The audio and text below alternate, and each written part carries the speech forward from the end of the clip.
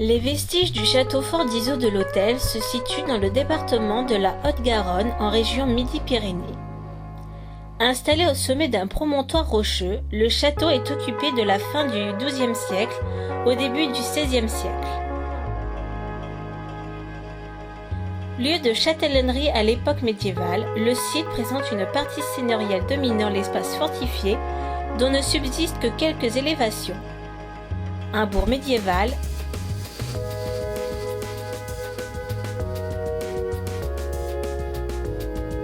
et un habitat extramuros, aujourd'hui signifié par des murs arasés.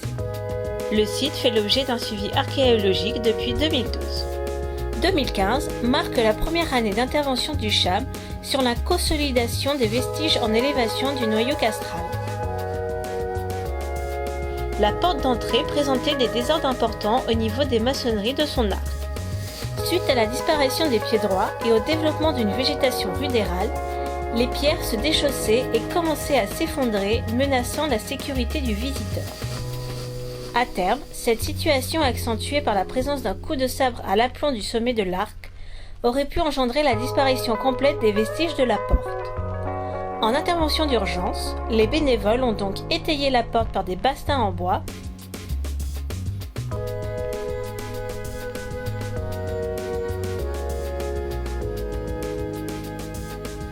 et condamné de son accès au public par l'édification d'un muret en pierre sèche.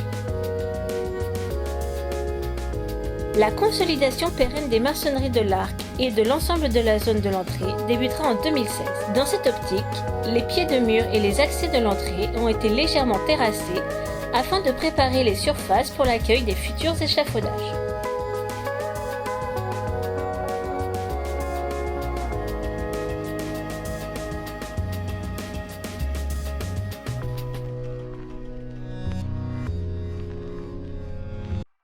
Sur la tour maîtresse, les priorités de conservation concernaient la consolidation des vestiges de la voûte en berceau du rez-de-chaussée,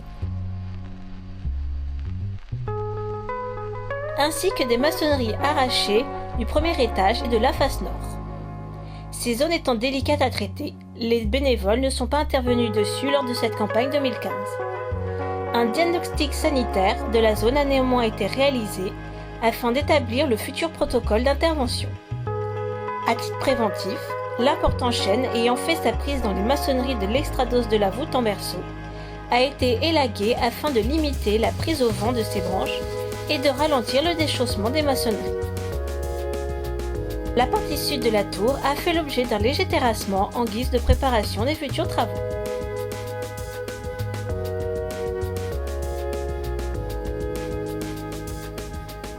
La dernière zone de chantier de cette campagne 2015 se situait sur l'enceinte sud du noyau castral.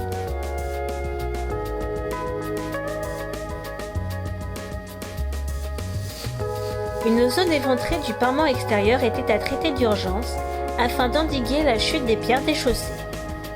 Un gobetit temporaire a été soigneusement appliqué sur les maçonneries pour figer le processus en attendant le remaillage de la zone en 2016. Les pieds de mur des parements intérieurs et extérieurs de l'enceinte sud ont eux aussi fait l'objet d'un léger terrassement en prévision de l'installation des futurs échafaudages.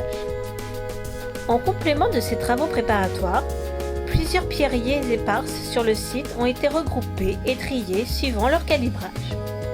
Au vu de leur nombre conséquent, les bénévoles ont réalisé un muret provisoire en pierre sèche pour conforter la légère terrasse créée au pied de la tour maîtresse. Un second muret a été édifié sur la partie de l'enceinte sud-ouest disparue, de sorte à créer un garde-corps sécurisant cette partie versante de l'enceinte.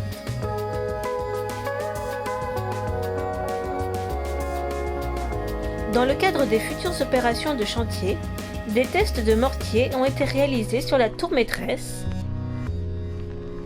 et l'enceinte sud du noyau castral. Des cheminements temporaires ont été créés pour faciliter la desserte du chantier et une signalétique a été installée tout autour du noyau castral pour en interdire l'accès. Pour cette campagne 2015, l'équipe était composée de 10 bénévoles âgés de 16 à 36 ans.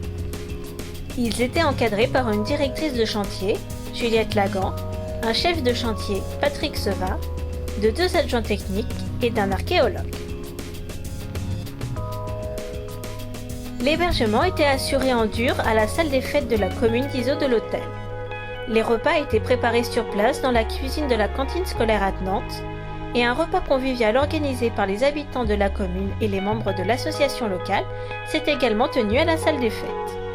Avec les habitants de la commune, les bénévoles ont pu découvrir la richesse du patrimoine local lors de sorties culturelles telles que la découverte du patrimoine de Saint-Bertrand de Comminges,